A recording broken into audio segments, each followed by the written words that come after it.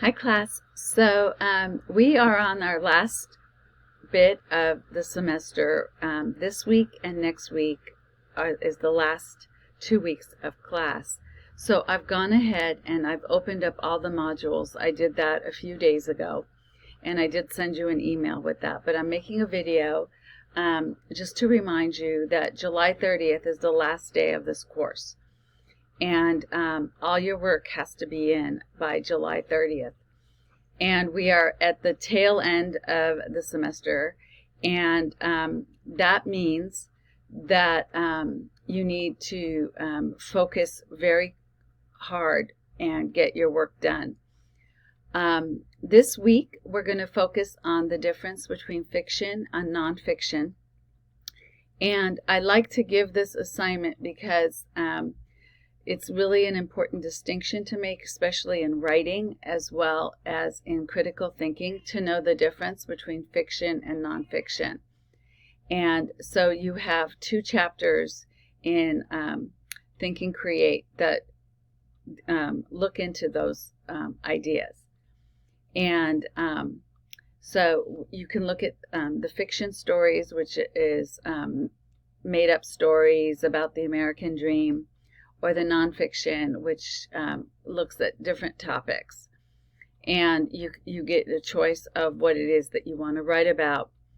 And so normally in a regular semester, the fiction I would open up in 1 week, and the nonfiction I would open up in another week. But this is summer school and it's 6 weeks, so it's an accelerated class, so you're doing both of it at the same time.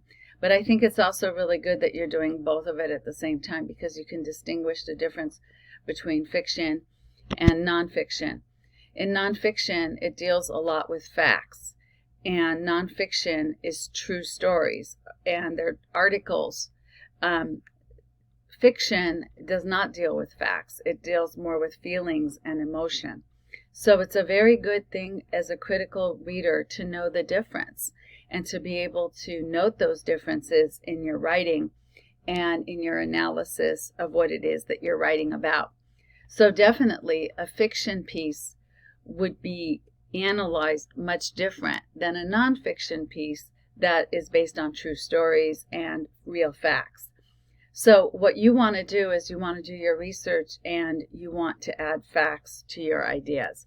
So that's what we're learning in this semester, in this part of the semester. Then you're going to turn in your research paper on the American dream.